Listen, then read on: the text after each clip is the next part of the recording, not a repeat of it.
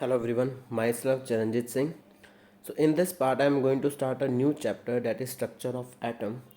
So to start with structure of atom, I am going to talk with the very basic definition of atom. So basically what is atom? An atom is a basic unit of matter that consists of a dense central nucleus surrounded by a cloud of negatively charged electron, that is called an atom. Or I can say one more thing, that all matters are basically composed of extremely small particles that are called atom. And we know atom consists of three subatomic particles, that is electrons, protons and neutrons. So in this part I am going to speak in detail about electron, protons and neutron, how they discovered and how we are going to how so many scientists have given a model of an atom. So let's start with the discovery of electron. For today, first of all, the Thomson basically done an experiment for the discovery of electron. He has taken an evacuated glass tube. It consists of two electrode, cathode and anode attached to a high voltage battery. And this evacuated glass tube is attached to a vacuum pump. So with the help of vacuum pump, he is able to create a vacuum inside a tube. That means there will be no atmosphere, no dust particle, no and not any other particle inside the tube. And he has placed and he has taken some inert gas inside a tube, because inert gas is inreactive. And now when he switched on the current, what he found, when he switched on the current, when current start moving from positive to negative and electrons are moving, again I'm writing, when he switched on the current, we know current start moving from positive towards the negative. Okay, but what he observed when he switched on the this circuit, he observed there is some kind of fluorescence screen obtained towards the anode side. Again I'm repeating, when he switched on the key, when current start flowing, what he observed, some fluorescent screen here, means the tube was glowing from this end. So he observed, he concluded there must be some kind of rays there, so that's why fluorescent screen is obtained here. So what he placed after that, he placed some electrode, means he has placed positive and negative electrodes here. Again I'm drawing, he has placed positive and negative electrodes here. And what he observed, now the fluorescence which was here, now it has been shown on this side. That means these rays are basically deflected towards positive. If these rays are deflected towards positive, that means it must have a negative charge, because it is being attracted towards the positive plate. So after this experiment, he concluded some characteristics of this. So first of all, he said, because these rays are obtained from the cathode, means he has observed these rays are coming from the cathode, so he named these rays are cathode rays. And because these are deflected towards the positive electrode, when we have attached the electrodes, when we attach this negative and positive, this was deflected towards the positive electrode. So the charge is, they said the charge will be the negative on these kind of radiations. So I am going to summarize what was the observation and what was the results. So results was, cathode rays travel from cathode to anode and they are negatively charged. Basically they are not visible because we cannot see, but fluorescence screen it can light up. Okay, it can light up the fluorescence screen, means उसको रोशनी सी वहाँ पे observe होगी. Okay, we can see a fluorescence screen. And they always travel in straight line, but the condition is there should be absence of electric and magnetic field. Means when I have attached electrode in between, we have seen the deflection on another end. Again I am showing you that when I have attached this electrodes here, positive and negative, this was moved towards the positive electrode. Reason, because these rays are negatively charged. So next point is, in the presence of electric and magnetic, they act as a negative particle, so these are known as electrons. And characteristics, the characteristics do not depend on the material of the electrodes or the gas in the discharge. Means the inert gas that we have placed inside the evacuated gas, it does not affect its characteristics properties. Now with this experiment, this is clear, Thomson has predicted some rays, that is cathode rays, he has named these are cathode rays, these are having a property to travel in a straight line, these are affected by electric and magnetic field. And we know now he has discovered about it must have negative charge. Now the question arises, if it has negative charge, then what will be the magnitude of this negative charge, means uski value kya hogi. Second is, what will be the mass of this. Okay, for this thing, again some experiment is conducted. So to find out, first of all, they have conducted an experiment to find out the charge to the mass ratio. Charge to the mass ratio, q divided by m. Q is, I am taking E because electron is here, and mass is mass of here. So to this they again have again done one more experiment. For this experiment, now this is same glass tube that we have studied earlier in the Thomson experiment. Same cathode, same anode, but now they are passing the rays towards the forward direction, where they have attached, again I am going to show, they have attached here magnets and electrodes. Positive and negative means they are supplying electric and magnetic field. But the condition is, we are, first of all, we are going to supply separately. Means this cathode ray tube, when these rays pass from anode, firstly we allowed only to pass under the effect of electric field. Okay, firstली we allow it to pass under the effect of electric field. Means हमने वहाँ पे magnet लगाया, we just placed a electric field towards its way. So what you will observe, because we know this is carrying a negative charge, these rays are carrying negative charge, when they pass from this side, they are going to deflect it towards A. Means वहाँ पे you will see a point A, they are going to deflect at point A. And after this, he has placed, now he has removed the electrodes, now he has placed only the magnets here. Now he has replaced these two electrodes. Okay, so when he passed under the effect of magnetic field, he observed here the point C. Okay, deflection he observed at point C, means fluorescence screen is here glowing from this side. Now when he placed both electric and magnetic field perpendicular to each other, what I am trying to say, when he placed electric and magnetic field properly perpendicular to each other at 90 degree to each other, he obtained a definite pattern, that is at point B. And by counterbalancing this electric and magnetic field, he able to find a straight line. So by this he found the charge to the mass ratio of the electron by balancing in between the electric and magnetic field. Okay, so basically the charge upon mass ratio he found, it is 1.75 into 10 raised power 11 coulomb per kg. Now one more thing that I can define, that is, we have seen when we apply magnetic and electric field, we see deflections. Okay, deflection means they are deviating from their original way, means they are not going through the straight line, they are passing through a they deflected through a small angles. From this side they are deflecting when they pass from this electric and magnetic arrangement. So what I can conclude, one thing, if I am going to increase this electricity or magnetic field, what I can observe, the deflection will be more if I increase the electricity or magnetic field. Okay, if electric and magnetic field is changed, its value is changed, deflection we can make it large and we can make it to a smaller extent. It depends on the values. Okay, so I can conclude in one more thing, the deflection of the particles from their path in the presence of electric and magnetic field depends on negative charge on the particle, means magnitude of the negative charge, means how much charge is there on the particle that we are passing from the electric and magnetic arrangement. Next one is the mass of the particle, because lighter mass will have the greater deflection, because its weight is very light, it can deflect, it can give you more deflection. Okay, next one is strength of the electric and the magnetic field, means if we are going to alternate the value of, or we are going to adjust the value of electric and magnetic field, we can get the desirable deflection. Okay, to calculate or to measurement it accurately.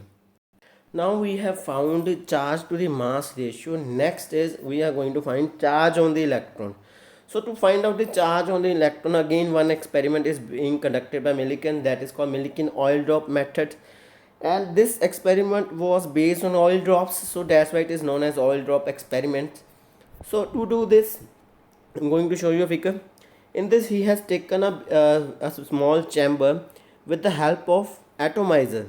Okay, first of all, let me to introduce the components. This is a chamber he has concluded, and these are the two plates. One is positive, another one is negative. Okay, and this is a voltage regulator through which we can adjust the voltage of this electrode. Means we can increase or decrease the potential difference or amount of current inside this electrodes. Okay, and to view it correctly we have placed a microscope, and this is a light to see. And one more basic thing we are again going to stress on you this point: x-rays. It has basically radiate x-rays on the oil drops to give it energy. I will explain it more. So for what so first of all, he spray with the help of atomizer. He spray very small drops of oils into the upper side of the chamber, and this positive plate is having a hole here, and through this hole, again I'm repeating, this positive plate is having hole inside, and through this oil through this hole the oil drop will start dropping inside. Okay, dropping towards the lower plate. Okay, again I'm repeating, means through this hole this oil drops start falling towards the lower plate, towards the negative plate. Now what is the next criteria? Next is we are giving it a potential difference. Okay, so with the help of potential difference, we can make this oil drop. First of all, we have to we have to basically energized, we have to energize this. So to energize this oil drop, so we are applying some x-ray, or we are irradiating some x-rays on the oil drops. When we incident some x-rays on the oil drops, they acquire some charge, or they will get negatively charged. Okay, again I'm repeating, when this oil drops were falling, and we are basically ionizing this oil drops with the help of x-rays, and these x-rays make this oil drops negatively charged. Now these rays are negatively charged. Rays. Okay, now with the help of this voltage meter, we are adjusting the value of positive, because these are negative and this plate is positive, so it will start attracting the oil drops towards itself. Again repeating, because oil drops are negative and this is positive plate, so it will start moving towards the oil drop, start moving towards the upper plate. So basically with the proper adjusting the value, we can make this oil drop stable at this point. By adjusting the voltage of these two plates, we can make the oil drop settle in between this point. Okay, so when this oil drop is settled in between, suppose this is the oil drop which is settled in between these plates. Now we know the weight must be acting towards the downside, that is weight is equal to m into g, and this plate is basically supplying some amount of electrical energy, that will be q into e. Okay, again I am repeating, because weight is acting towards the downside, that will be m into g, and the force which is basically attracting this oil drop, that will be electrostatic force, that will be q into e. Okay, so I can write q into e will be equals to m into g. Okay, because they are counterbalance the oil drop, and with the help of this I can calculate the value of q. Okay, so I can find out the value of q. So they have found with the help of this basically this equation, and they have found the value of q is 1.6 into 10 raised power minus 19 coulomb. Okay, so with this Millikan experiment, we were able to find out the value of charge on an electron. So next is to how to find out the mass. So we know we have already found the charge to the mass ratio in Thomson's experiments, charge to the mass ratio. So to find out the value, we are basically applying this one, E divided by charge to the mass ratio, means 1.6 divided by 1.75 into 10 to the power 11, you will get 9.1 into 10 to the power minus 31 kg. Okay, this is the mass of the electron. Now we have found the charge, the magnitude of charge on the electron and mass of the electron. Now one question is that we have found in atom, in we have found through the cathode ray tube, the atom is consist of negatively charged particles, because we have found fluorescent screen on the in the Thomson experiment. The question is, if atom contains negatively charged particles, means electron it contains, so if it contains negatively charged, it should be charged. So when we touch the atom, it should give us some amount of current or shock to us, but it is not giving. So, so Thomson conclude there must be some other particles should be in between the atom. So that's why it counterbalancing the negative charge inside the atom. Okay, again I'm repeating. There should, Thomson concluded there should be some kind of positive charge must be present inside the atom. So he conducted an experiment by modifying this cathode ray again. Now what he done with the same evacuated glass tube, same as it is all the things. Now he has placed perforated cathode. Perforated cathode means the cathode which is having holes insides. Okay, which is having hole inside. That is known as perforated cathode. So what he observed, in one experiment he observed fluorescent screen was here. Now when he used this perforated cathodes, what he found, fluorescent screen also observed at this point. So he was right at this point. So later on this rays are coming, first of all comes from the anode, so he named this as anode rays, and these are obtained by the passing through the holes of the this cathode. So these are also known as canal rays. Again I'm repeating, because these rays are obtained by passing it from the perforated cathode, means holes, the cathode which contains the holes. So he named these rays as canal rays. So he concluded some observations, some results regarding this positive rays, and later on he named these positive rays as proton. So results are, first of all, unlike the cathode rays, these positively charged depends on the does not depend on the nature of the gas present in the cathode ray, and the charge to the mass ratio again found with the help of the same Thomson experiment. And they are, the behavior of this is this particles in magnetic and electric field is opposite to the cathode ray, because these are positive rays that are negative, the electrons are the negative rays.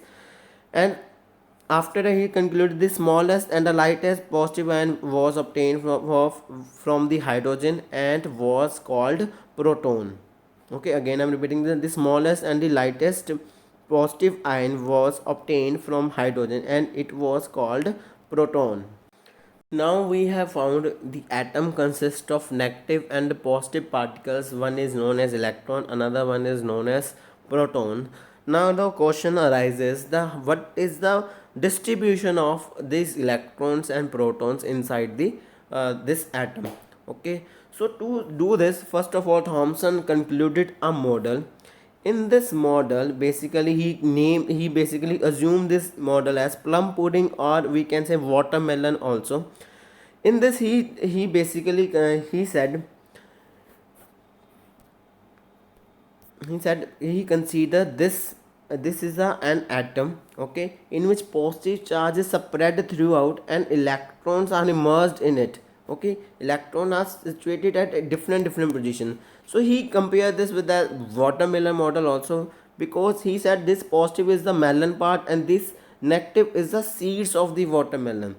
So later on, but later on this model was discarded. The reason is we are not having a uniform distribution of seed inside a watermelon, same as it is we are not having a uniform distribution of electron inside this atom, and we are not having even an equal distribution of this positive charge inside an atom. He concluded one thing, first of all, कि positive and negative are equal, but he did not conclude the distribution still. So this question was again coming on. So next model was introduced by the Rutherford experiment, later on, which was the reason to discard the Thomson model. So what was that experiment? So next is Rutherford nuclear model of atom. So Rutherford experiment. What was a Rutherford experiment? He has basically placed alpha particles which he obtained from the radioactive materials in a lead box. Okay, again I'm repeating, he has placed a radioactive source inside a lead box, because lead box is inert towards the radioactive substances. So he has placed an radium inside this lead box, and he passed alpha rays through this. Alpha rays are what? Alpha rays are positive rays. Okay, again I'm repeating, alpha rays are the positive rays that he was obtaining from radium, which he has placed in the lead box. And here he has placed in the gold foil, he has placed an atom, and this is a screen where he observed with the help of a microscope. Okay, so what I am trying to say, he has placed a radium here, he passed a beam of alpha rays through this atom, and he observed something. What he observed when he passed the light, he observed, I am going to zoom this, the particle of this atom. Okay, so this is an, suppose this is an atom. So what you observe, the alpha rays which was passing from the atom. Okay, the alpha, most of the alpha rays are passes undeviated.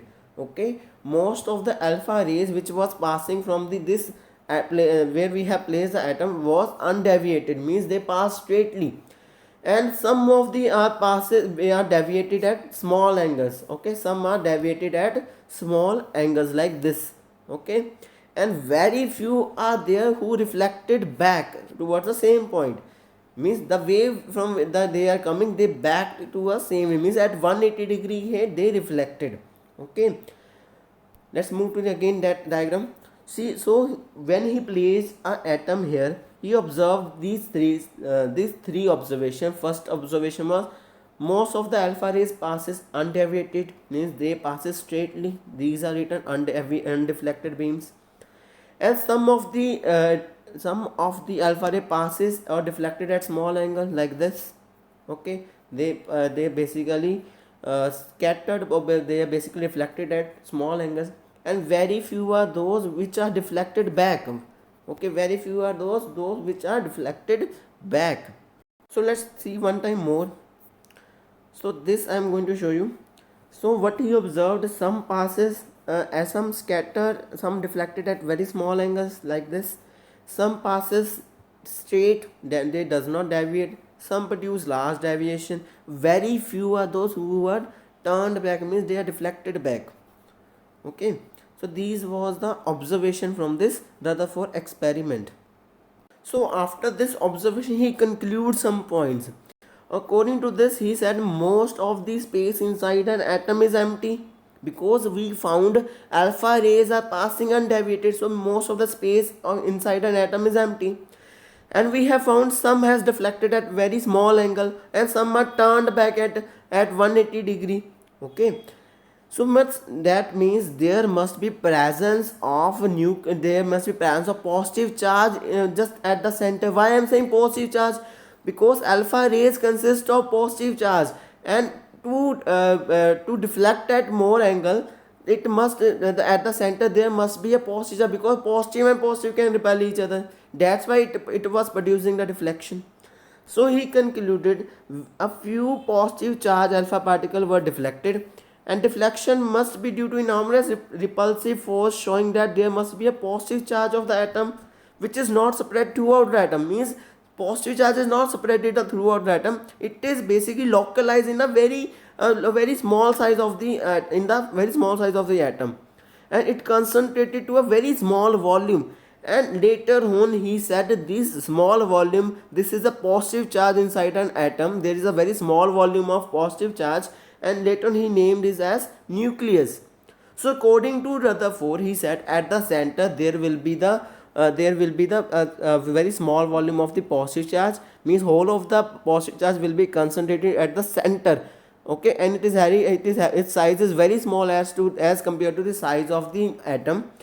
And he observed it will be about 10 raised power minus 10, while for the nucleus it is 10 raised power minus 10 meter. Okay, this was the radius he was comparing. He said the size of the nucleus will be much smaller as compared to size of the atom, and it will be basically concentrated at the middle of the atom, and whole of the positive charge will be at the middle of the atom, and he named this as nucleus.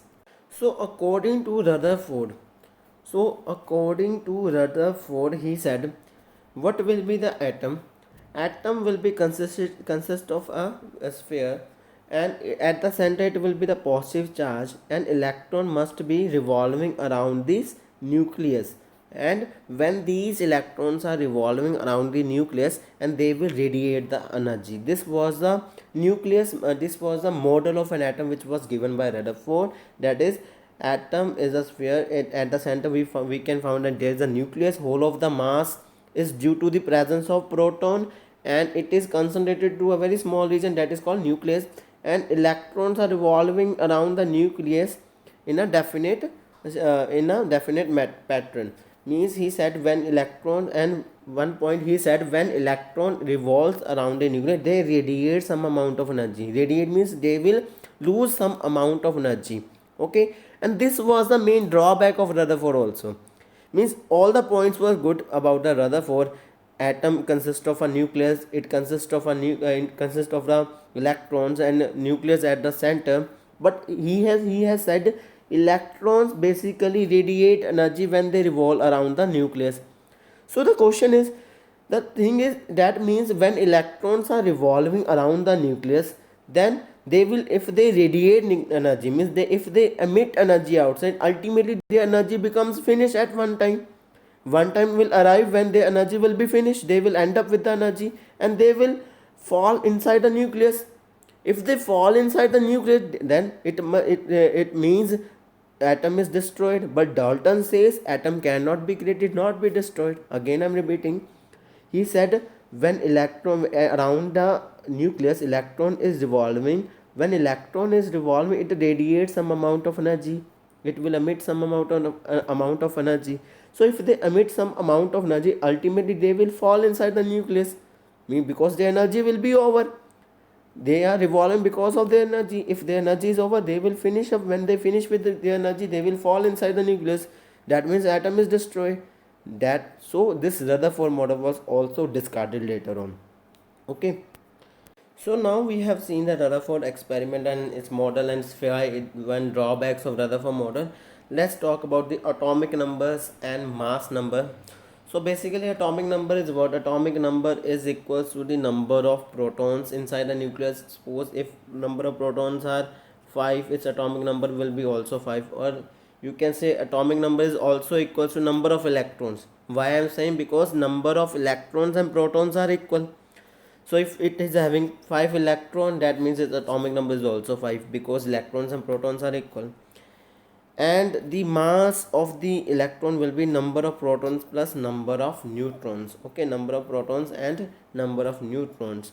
And next term that I want to introduce, that is isobars and isotopes. What are the isotopes? Isotopes are those which have same mass number but different atomic number. For example, argon. Okay, argon, potassium, calcium. Atomic number is argon is 18, potassium is 19, calcium is 20, but their mass number is 40, 40 and 40. Means these are isobars which are having same mass number and different atomic number. Same as it is isotopes which are having same atomic number but different mass number. For example, hydrogen 1h1, 1h2, 1h3. So these are isobars and isotopes. And this video I'm going to end up with this topic, and in the next part we will continue with this chapter. Thank you.